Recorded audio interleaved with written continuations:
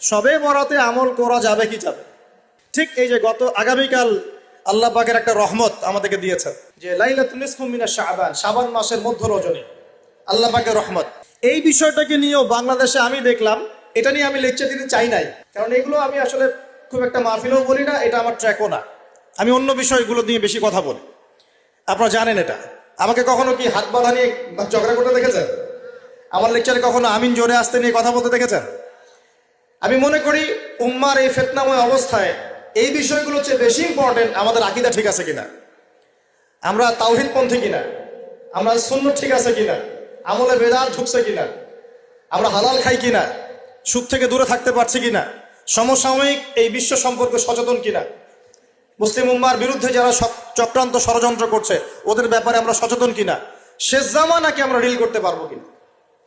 বড় বড় বিষয়গুলোকে ফোকাস না করে আমরা যখন ছোটখাটো বিষয় নিয়ে মারামারি করতে থাকি, আস্তে আস্তে আমাদের মধ্যে ঐক্য সংহতি নষ্ট হয়, দলে দলে উম্মা বিভক্ত হয়ে যায়।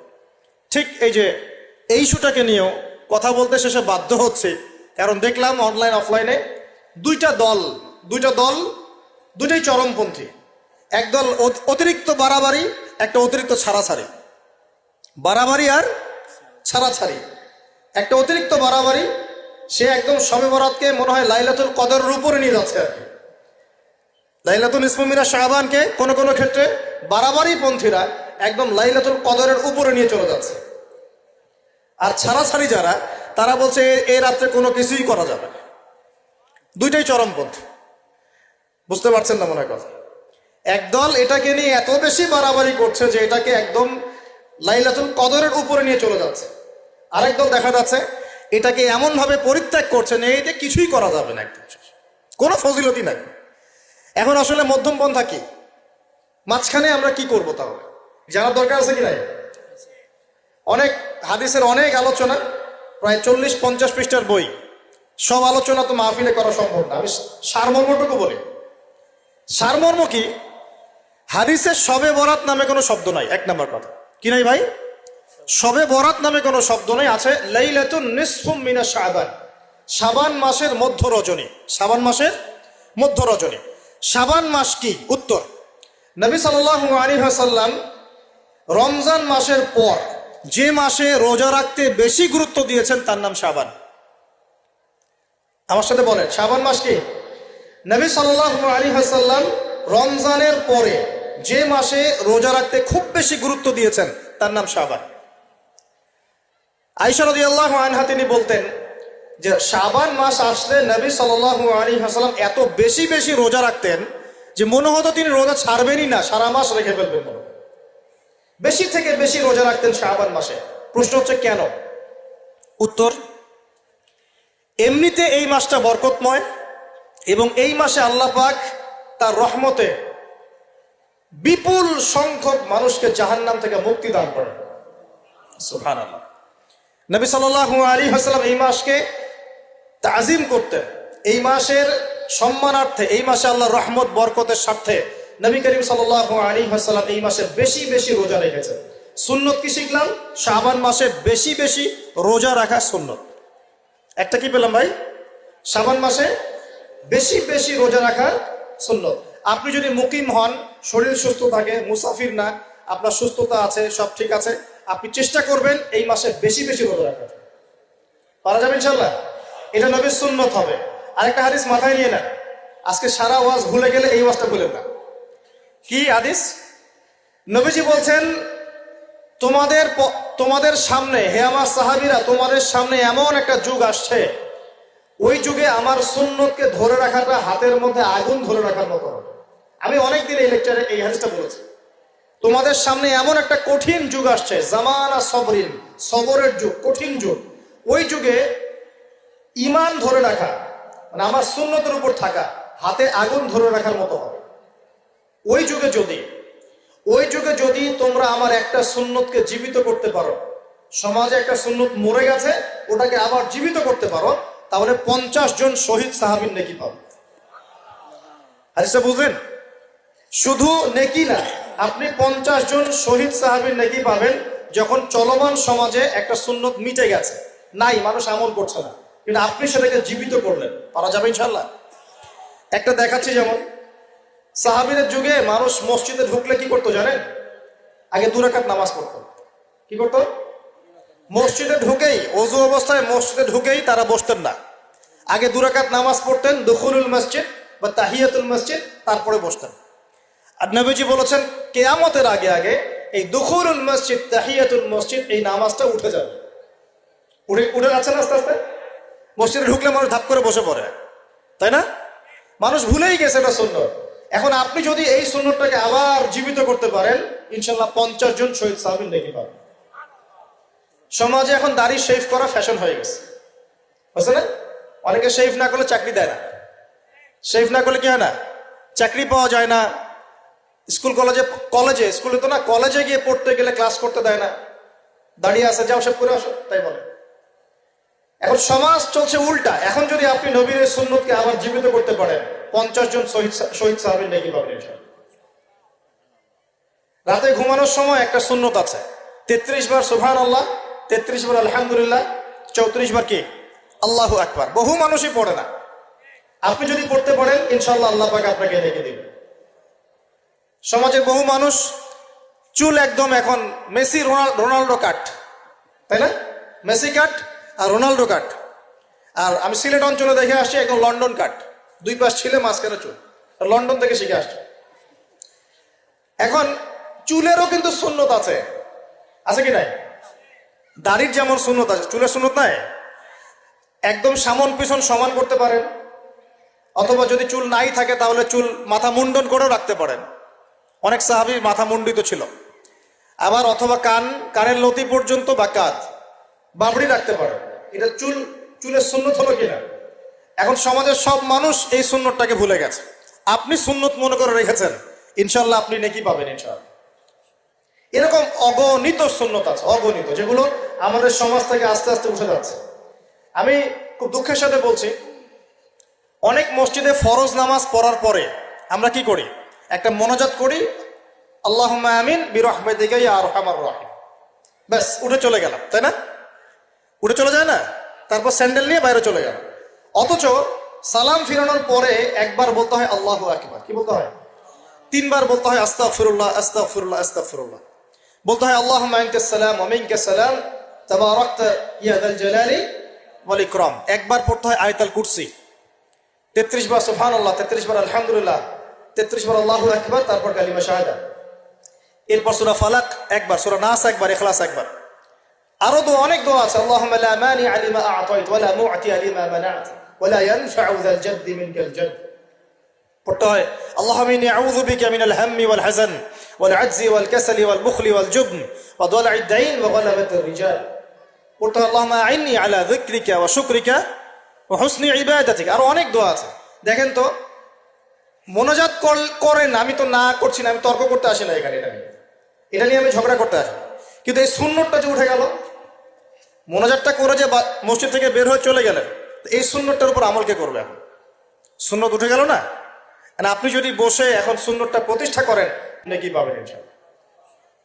এগুলো তো গেল আমলিয়াত। সমাজ চলছে সুদের উপরে। আপনি যদি হালাল অর্থনীতি প্রবর্তন করতে পারেন, তাহলে কত নেকি পাবেন? সমাজ চলছে জেনায়, আপনি এখন পর্দা প্রতিষ্ঠা করলেন, তাহলে কত নেকি পাবেন? সমাজে চলছে দুর্নীতি, আপনি এখন আমানতদারিতা, ইনসাফ প্রতিষ্ঠা করলেন, কত নাকি পাবেন?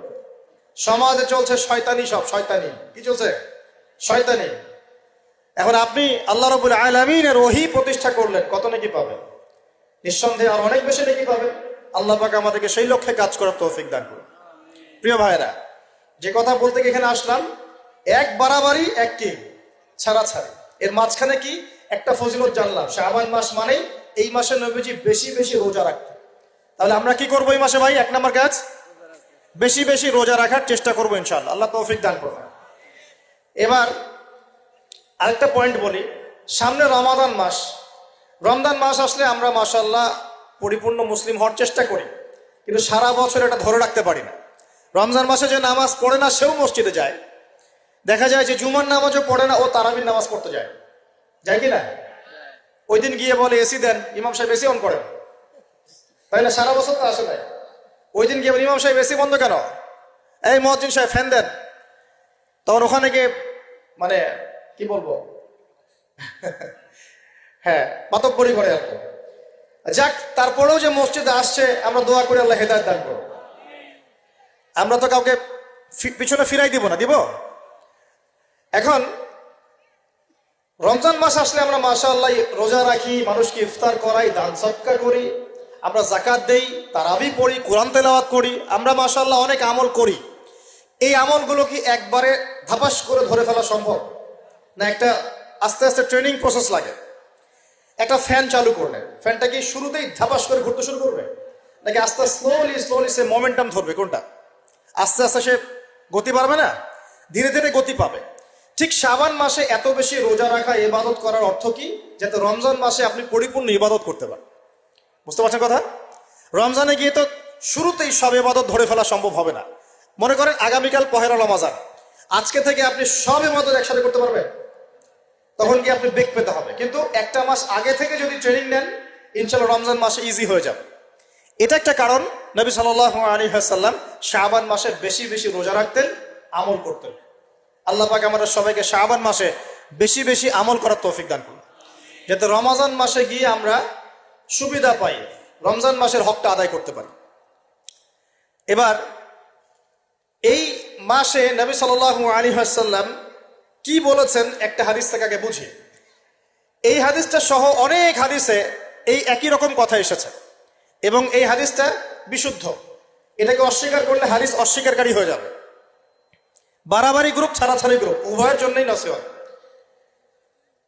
নবী সাল্লাল্লাহু আলাইহি ওয়াসাল্লাম বলেছেন, ইন্নাল্লাহ তাআলা, নিশ্চয় আল্লাহ রাব্বুল আলামিন, লা ইয়াত্তালিউ ফি লাইলাতিন নিসফি মিন শাবান, শাবান মাসের মধ্য রজনীতে আল্লাহ রাব্বুল আলামিন তার রহমতের দৃষ্টি প্রশস্ত করেন। সুবহানাল্লাহ।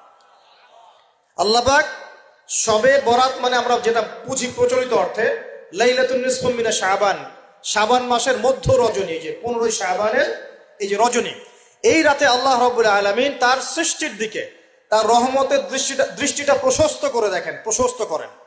এবং ওয়াগফিরু লিজামিই খালকিহি, আল্লাহ পাক তার সমস্ত সৃষ্টিকে মাফ করে দেন। আল্লাহ পাক কি করেন? তার সমস্ত সৃষ্টিকে কি করেন? মাফ করে দেন। কথাটা ভালো করে বোঝেন। আল্লাহ পাক তার সমস্ত সৃষ্টিকে মাফ করে দেন, ইল্লা, তাদেরকে ব্যতীত। এক, ইল্লা লিমুশরিকিন, এক নাম্বার যে ব্যক্তি মুশরিক, যে শিরক করে আল্লাহর সাথে, যে আল্লাহর সাথে শিরক করে। আর দুই, মুশাহিনিন, যে ব্যক্তি অন্তরে মানুষের সাথে বিদ্বেষ পোষণ করে, হিংসা বিদ্বেষ মনে আছে এরকম ব্যক্তি, এবং মনের মধ্যে শিরক আছে, শিরকি আকীদা, মুশরিক, এই দুই শ্রেণীর মানুষ ছাড়া আল্লাহ পাক সমস্ত মানুষকে মাফ করে দেবেন। সুবহানাল্লাহ। তাহলে এই রাতের ফজিলত প্রমাণ হলো কিনা? রাতের ফজিলতটা প্রমাণ হলো কিনা? আচ্ছা, এখন এর ব্যাকআপ আরো অনেকগুলো হাদিস আছে। ওই সবগুলো হাদিসকে একত্রিত করলে এমনই কনক্লুশন আসে। এছাড়াও আরো কিছু দুর্বল হাদিস আছে, এগুলো দুর্বল, সনদগতভাবে অন্যান্যভাবে দুর্বল। ওখানে আরো কিছু পয়েন্ট পাওয়া যায় যে আর কাকে কাকে আল্লাহ পাক মাফ করেন না। সবাইকে তো মাফ করেন, আর কাকে কাকে করেন না।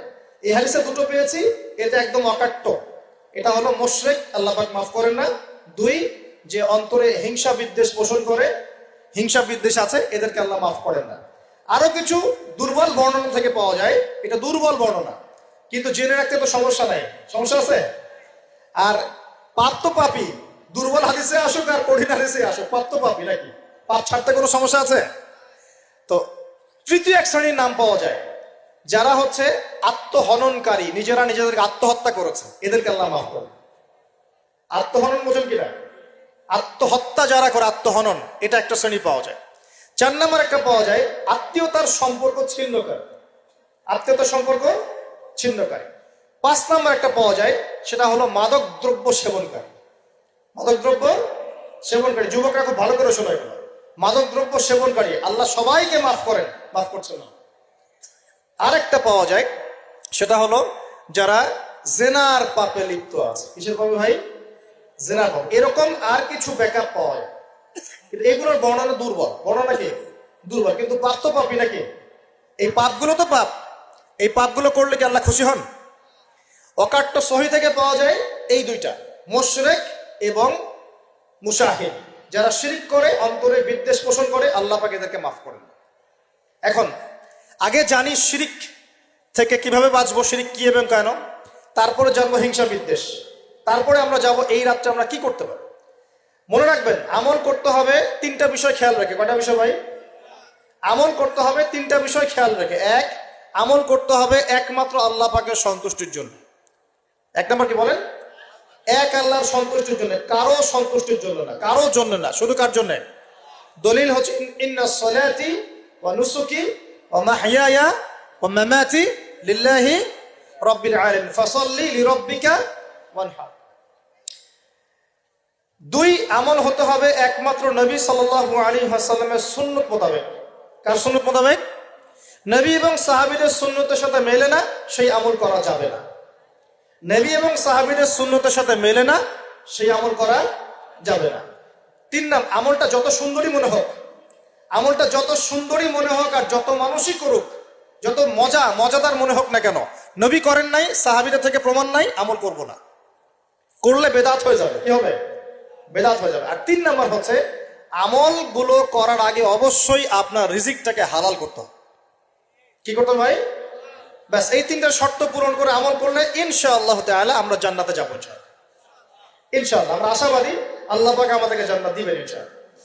আল্লাহ পাক এক রাতে রহম করে সমস্ত মাখলুক সৃষ্টিকে মাফ করে দিচ্ছেন, শুধু শিরক এবং হিংসা বিদ্বেষ পোষণকারীকে মাফ করছেন না। বুঝতে হবে এই পাপ দুটো কত